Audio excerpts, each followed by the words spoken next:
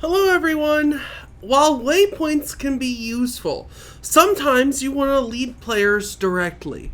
And so today in this viewer requested video, I'm going to discuss how you can create a breadcrumb trail within Unity like seen in the games Killing Floor in the Fable series. To get started, I've created a 3D Unity project, and the first thing we're going to do is we're going to go ahead and import the standard assets package, so that way we have stuff to work with. So from the assets store, I'm going to go ahead and say standard assets,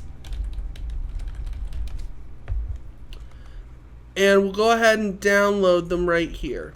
Now if you've already downloaded it, you can go ahead and click import, and then go ahead and import everything inside the project.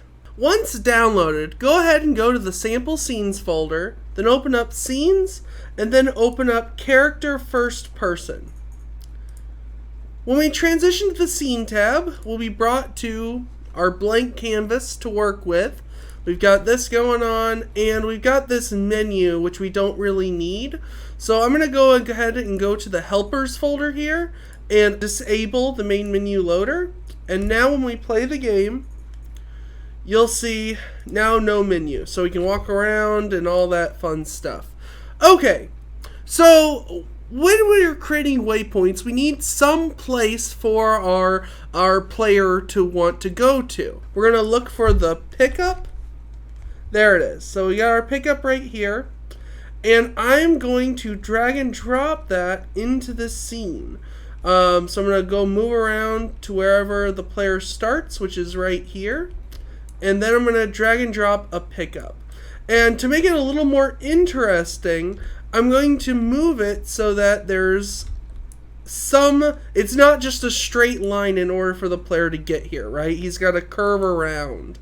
And so the first step for this is we need to know what areas in the world we can actually walk to. And this is going to be done through Unity's navigation system, or more specifically, their Nav Mesh system. In order to create a Nav Mesh, which gives the information for AI objects to know how they can move, we need to go to Window, and then from here, go to AI, and then select Navigation. From here, we want to go to the Bake options, and then we're going to go ahead and hit the Bake button. Now, something important to note, this object, all these objects in the world have been marked as being static. It's been checked as static. And for the Nav Mesh system to work, objects in the scene must be marked static, as in they are not moving. Now, once we've finished baking the objects here, you'll see blue wherever it is valid for objects to go to.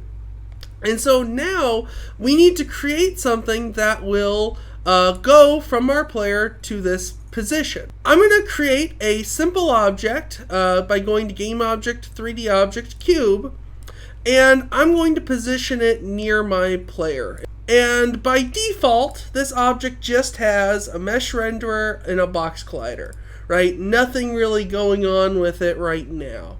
And so if I play, there it is, doing nothing for us.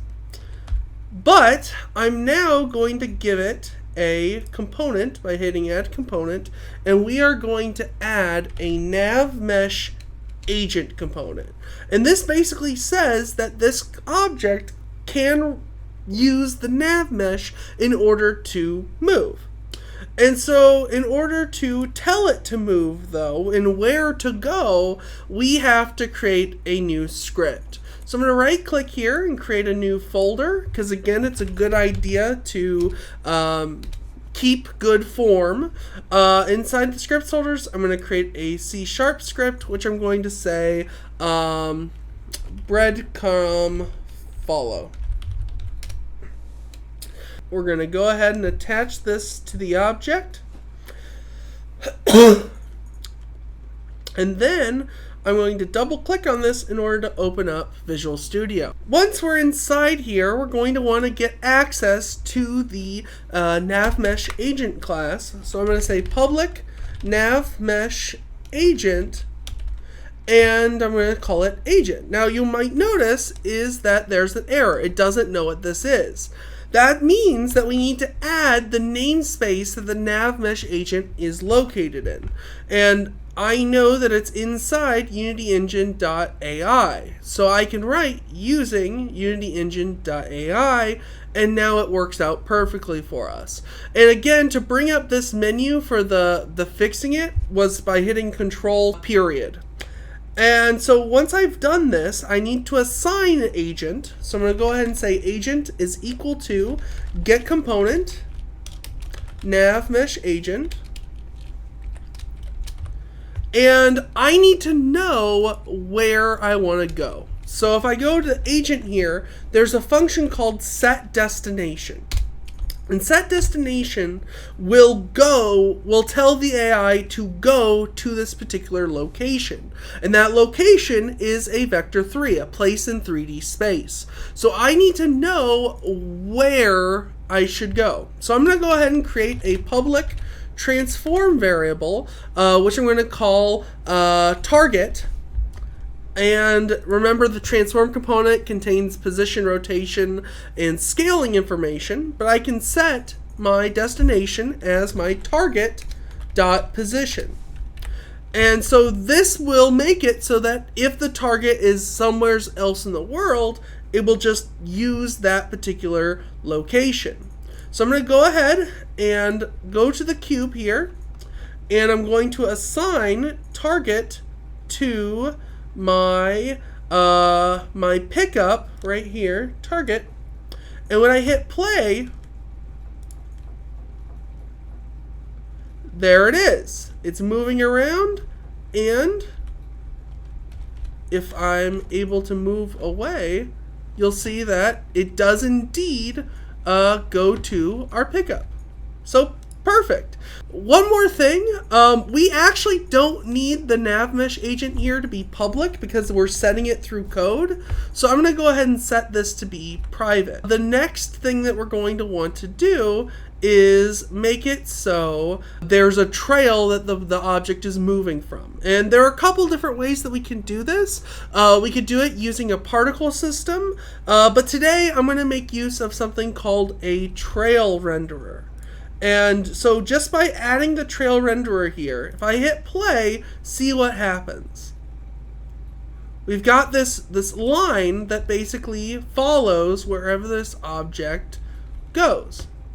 And so we can change how this looks, how it visually appears. Go to the materials section, and instead of none, that's why it's showing up as being purple, I'm going to use the particle system. So I'm going to go default particle here. So from here, once I've done that, I'm going to go ahead and change the width of the particle to be a little small, and I want it to fade over time as well. So I'm going to right click here and select add key at the end, and we'll drag that down. So once it's leaving the scene, it's going to shrink in terms of its size. So we're starting off like this, and there we go. So that's nice. It's giving us kind of a wispy thing going on there. That's pretty cool. And we don't necessarily need to have the mesh renderer, so I'm going to disable it. But you could replace that with a mesh of an arrow or something else. But you'll see that we've got this nice little trail following thing. And I'm going to change the color to be gold, so it's a little easier for us to see. So I can change this to fixed here, and we can change the color to be this goldish kind of color. Now when we hit play, all right, looking cool. So now what we need to do is we need to make it so that instead of just one of these happen, that it happens quite often. We also want to change it so that once the object gets to this object, that we're going to want to destroy it because we don't want to cause our game to slow down over time. So I'm going to change the name of this object from cube to instead breadcrumb, and I'm going to make it a prefab. So I'm going to go to the assets folder, right click, create folder, prefabs, and then I'm going to drag and drop the breadcrumb inside here. I now need to create a script to actually generate these breadcrumbs. So I'm going to delete this original breadcrumb, and I'm going to create a new C# script, which I'm going to call Breadcrumb Spawner. Now inside the Breadcrumb Spawner, we are going to first need to create a public, we'll create a game object, which is going to be a reference to the breadcrumb that we wish to spawn. And I'm just going to create a function, void create breadcrumb. And then inside of here, now once we have this here, I'm going to go ahead and call the instantiate function. We're going to pass in the breadcrumb. We have a number of different versions of instantiate to use, but the version I like to use is the object you wish to spawn, the position at which you wish to spawn it, so transform.position, and then transform.rotation. So it's first the object you wish to spawn, where you want to spawn it, and how should it be rotated. This is going to be attached to the player. So by using transform.position and transform.rotation, we're giving it the same position and the same rotation as our player. Now, in order to make this spawn multiple times, I'm going to make use of another function, which is called Invoke Repeating.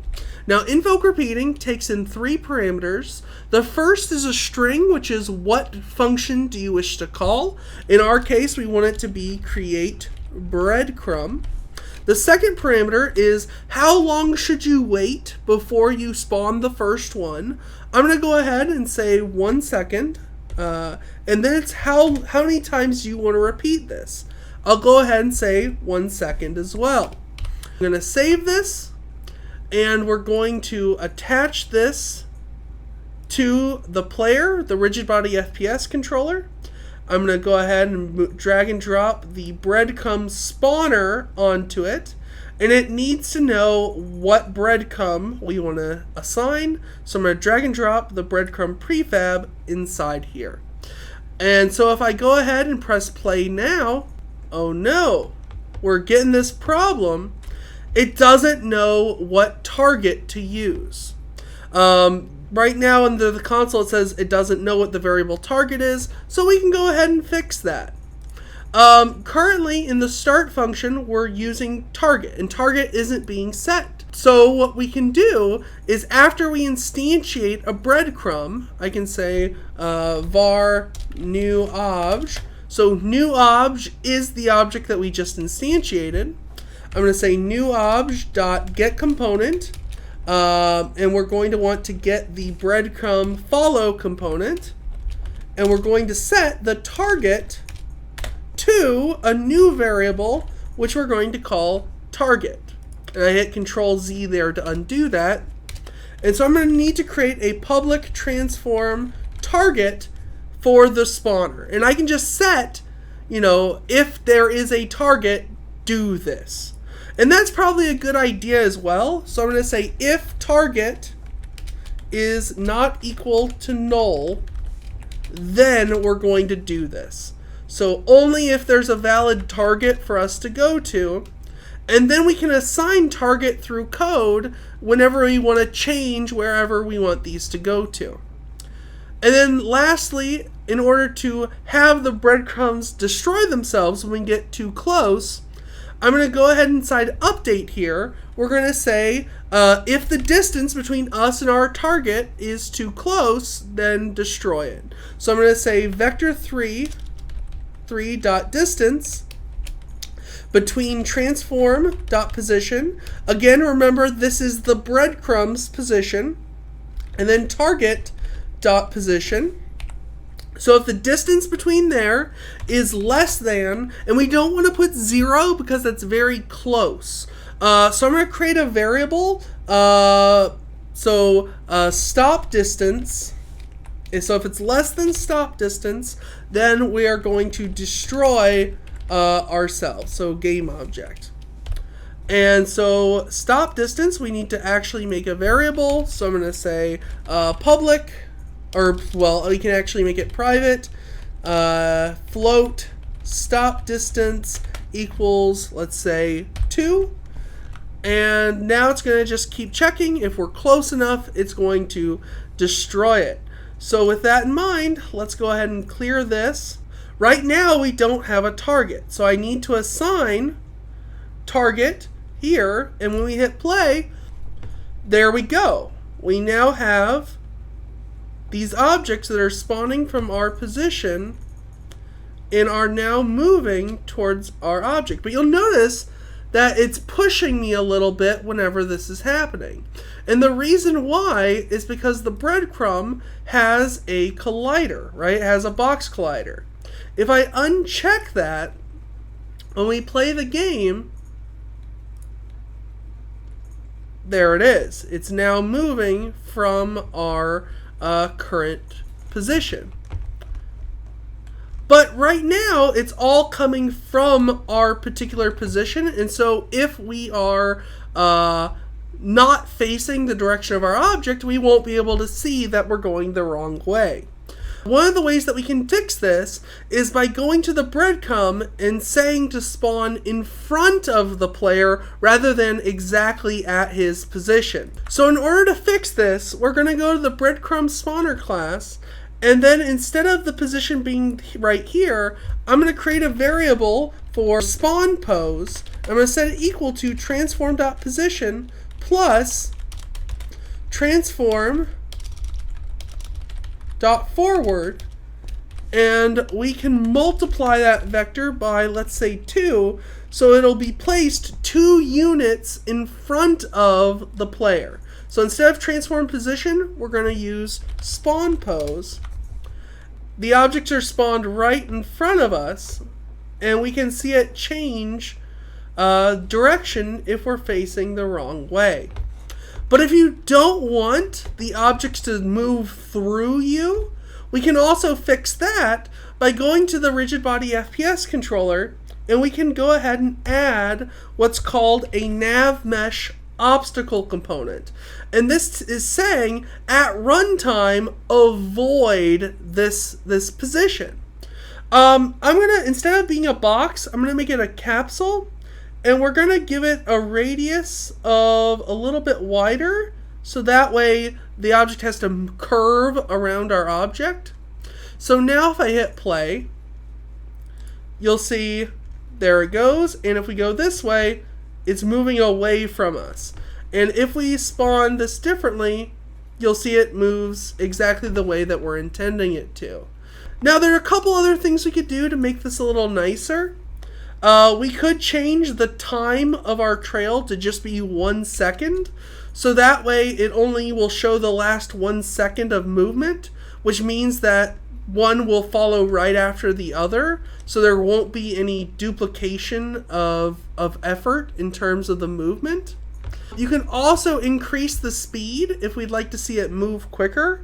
We can do that by going to the Nav Mesh agent component here. And if we increase the speed variable here, like for instance, I set this to 10, you'll see that the max speed goes quicker. And basically you can keep tweaking this until you get the kind of breadcrumb trail that you'd like. You'll see that these are indeed moving to this object. But if this ever moves, you'll see that the trail, none of the older trails will update their position. So if you do want your trails to always update, you'll need to go to your breadcrumb follow component and add this to your update function. So every frame you update the position of your target. If I go to the scene tab, you'll see that right now it is following, and if I change this, you'll see that all of the objects change at runtime as well. So they are attempting to tweak their positions based on what we want them to do. So with that, we now have a basic breadcrumb trail implemented. Thank you so much for watching this video. Please like this video if you found it useful, and let me know in the comments if you have any questions or if you have any ideas of other game mechanics you'd like to see implemented.